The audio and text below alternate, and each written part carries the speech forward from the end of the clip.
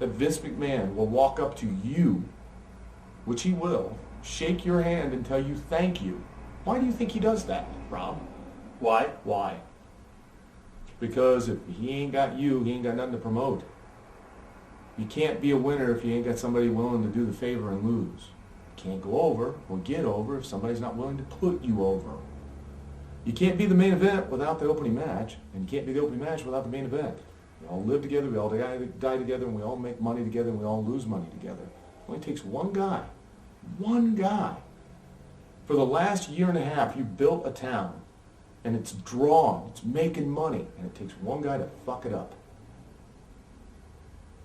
Back in the day, a lot of wrestlers, very intelligent, very creative, but very eclectic people.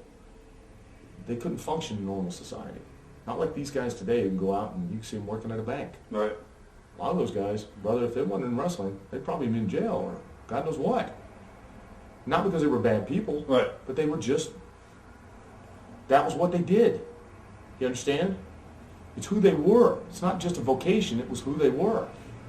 So they did everything they could. That's the term protect the business, which everybody thinks it's not to smarten people up.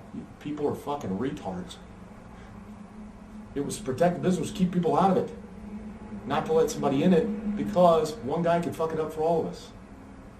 So what happened was, and it started around the time of Larry Sharpe. I remember it as clear as a bell. Larry Sharpe became a big sensation with the wrestling school. The Monster Factory.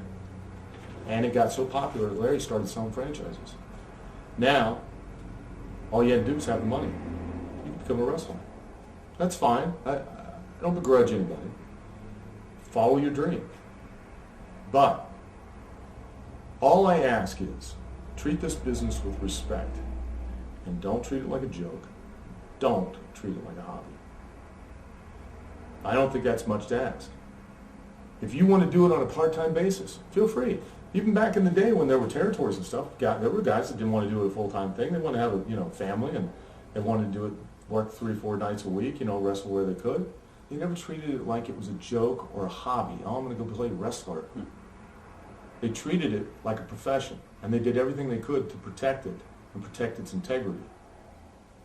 And that means to something as simple as looking like, you don't have to look like look at me, I've never looked like a bodybuilder, that's for goddamn sure.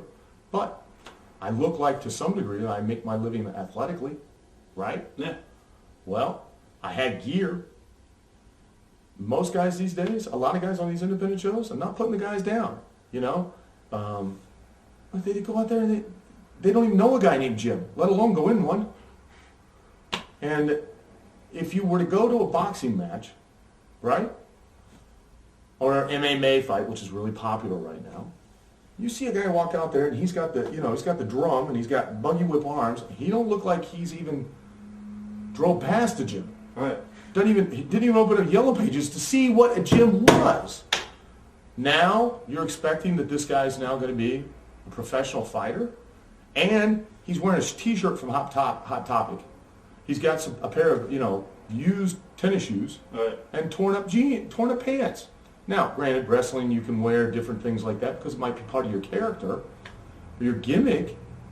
But for God's sakes, if 10 guys in the locker room are all wearing black T-shirts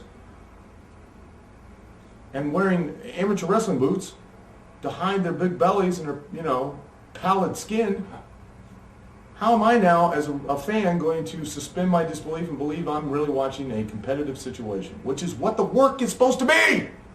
You can't do that. It's very difficult. And I'm not putting, hey, you don't understand, man. Yeah, it's easy for you. You get paid lots of money. Well, let me tell you something. I never always got paid a lot of money. At one point, I was eating off the engine of my fucking car. I called it the barbecue because I couldn't afford to go and eat at a fucking restaurant. I had to buy Stewart sandwiches out of a gas station, and they didn't have microwaves back then in every gas station, so I had to heat it up somehow because I don't know if you ever had a Stewart sandwich, but even hot, that thing tastes like shit on a roll. Right. So I had to figure out how to do it. So I had no money, so I had to heat it up on the engine of a car. I had to use it on a manifold. I used a Boy Scout mess kit, strap the thing on there, and heat the fucking thing up. I had a wife. I had kids. You know that. I went for 14 fucking years before I got any kind of break.